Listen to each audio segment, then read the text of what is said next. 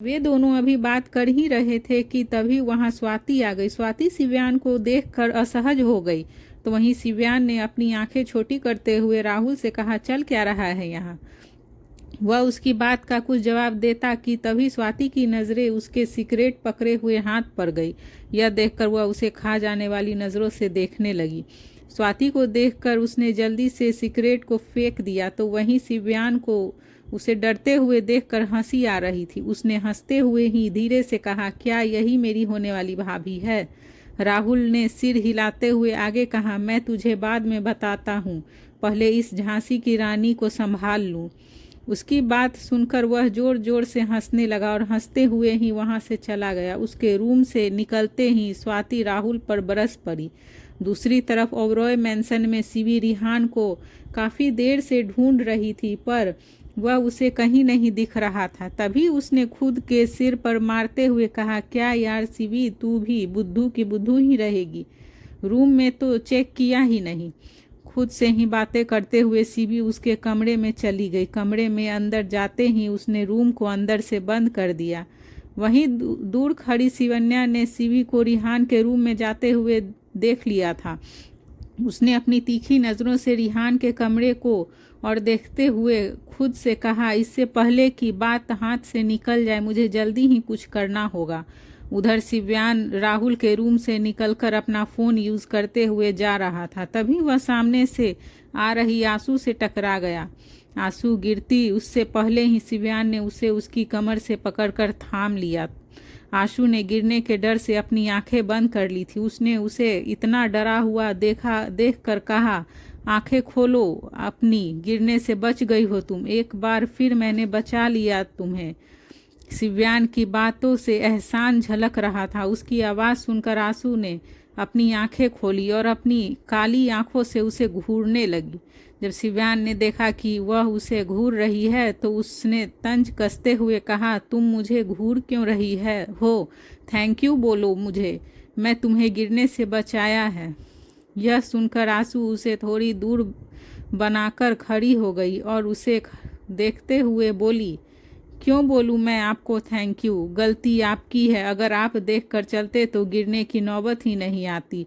आंसू ने अपनी बात इस तरह कही थी कि शिव्यान को लगा जैसे कि वह उसे एटीट्यूड दिखा रही है। इसीलिए उसने मन में ही खुद से कहा, एक तो हर बार इसे प्रॉब्लम में से मैं बचाता हूँ और यह है कि मुझे ही एटीट्यूड दिखा रही है। अगर यह भाभी की बहन नहीं होती तो इसे मैं भी। उसने अभी अपने मन में इतना ही कहा था कि तभी आंसू ने लगभग चीखते हुए कहा, अब हटो भी मेरे रास्ते से। उसके ऐसे बिहेवियर पर शिव्यान उसे हैरानी से देखने लगा।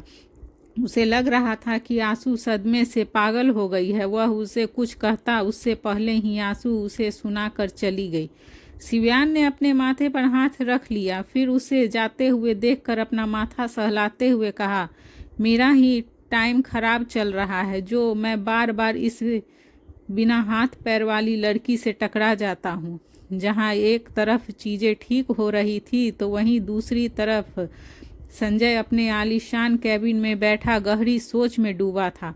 तभी उसका पर्सनल फ़ोन रिंग हुआ। संजय ने जब अपना फ़ोन देखा तो स्क्रीन पर फ्लैश हो रहे नाम को देखकर उसकी आंखें डर से भर गई।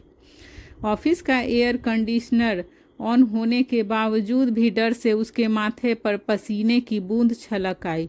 उसने जल्दी से अपना पसीना साफ किया और अपने कांपते हाथों से फ़ोन उठाकर कॉल रिसीव किया। संजय ने कॉल पर यह नो और सॉरी में ही बात की। उसके बाद कॉल कट हो गई। फिर उसने टेबल पर से पानी का ग्लास उठाया और उसे एक सांस में ही खाली कर दिया। संजय ने अभी पानी पीकर गिलास वापस से टेबल पर रखा ही था कि तभी उसका फ़ोन फिर से रिंग हुआ। इस बार स्क्रीन पर फ्लैश हो रहे नंबर को देखकर उसके चेहरे पर डर नहीं गुस्सा था। उसने कॉल पिक किया और दूसरी तरफ से कॉल करने वाले शख्स के ऊपर बरस पड़ा। जब अपनी बात कहने के बाद उसने दूसरे तरफ के शख्स की बातें सुनी तो उसके चेहरे पर आया तनाव और गुस्सा कुछ हद तक कम हो गया और उसके होठों पर एक कुटिल मुस्कान आ गई। तभी उसने पेपर वेट को अपने हाथ में लेकर उसे खेलते हुए कहा, गुड, तो फाइनली तुमने उसे ढूंढ निकाला। अब मेरी बात ध्यान से सुनो। प्लान में थोड़ा चेंज है। अब उसे यहाँ लाने की ज़रूरत नहीं है। वह जहाँ है उसे वहीं ख़त्म कर दो। फिर चेतावनी देते हुए उसने आगे कहा, मेक श्योर कि उसकी मौत एक हादसा लगनी चाहिए ताकि इन्वेस्टिगेशन के दौरान कोई हम पर ना पहुंचे।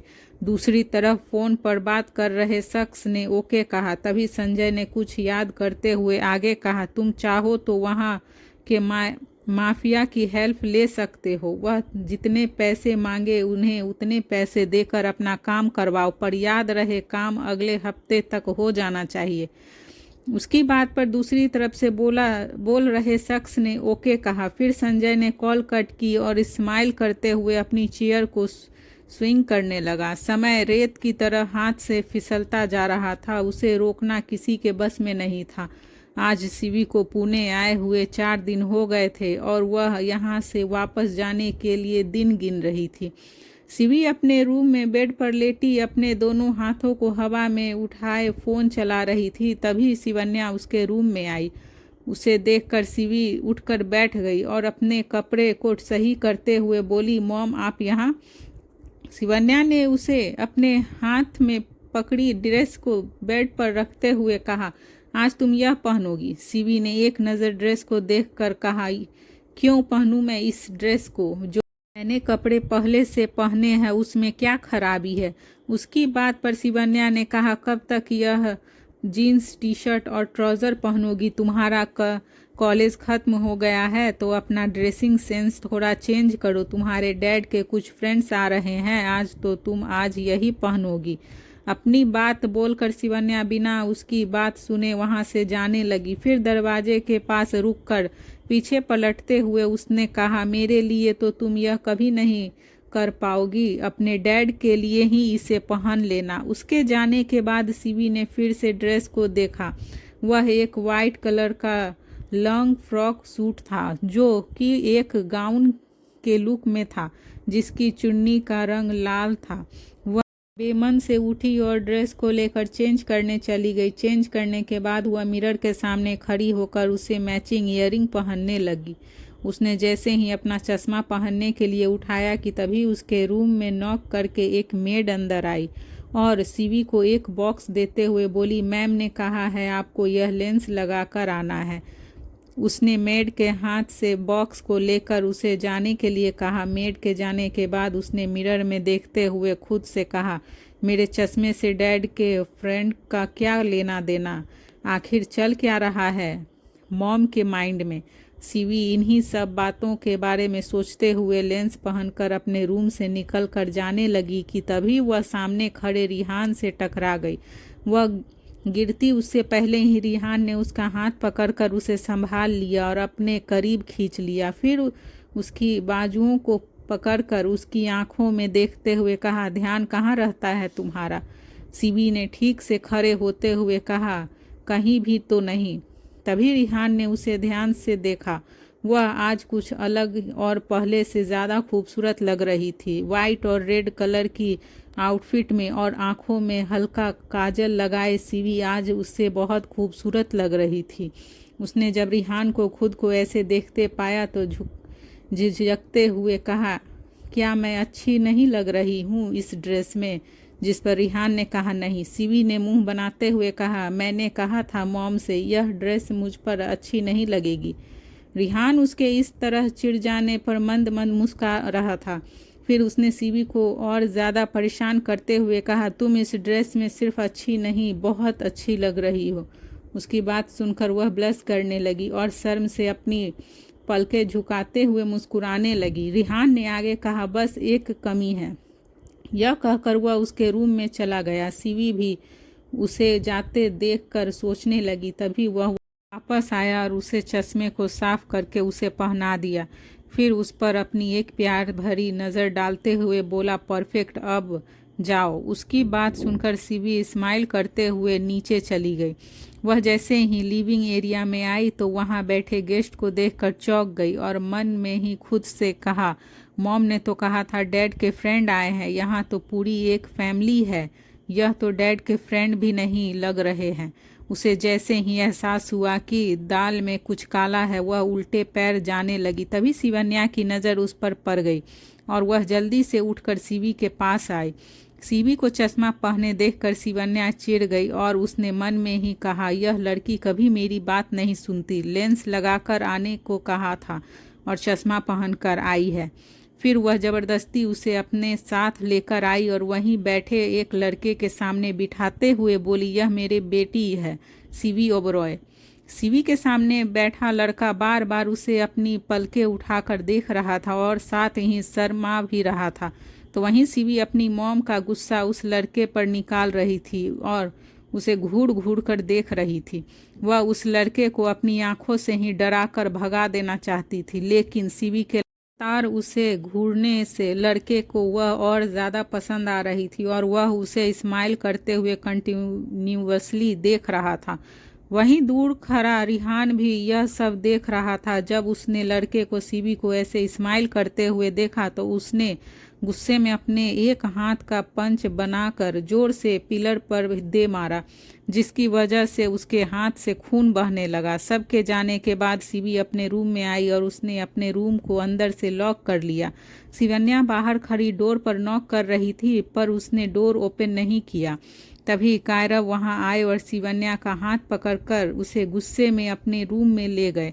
रूम में अंदर जाते ही उन्होंने शिवन्या पर गुस्सा करते हुए कहा, तुम्हारे दिमाग में आखिर चल क्या रहा है? इन लोगों को बुलाने से पहले तुमने मुझसे क्यों नहीं पूछा? और तुम शिवी की शादी के पीछे क्यों पड़ी हो? क्या तुमने सोचा है कियान को इस बारे में पता चलेगा तो वह क्या करेगा?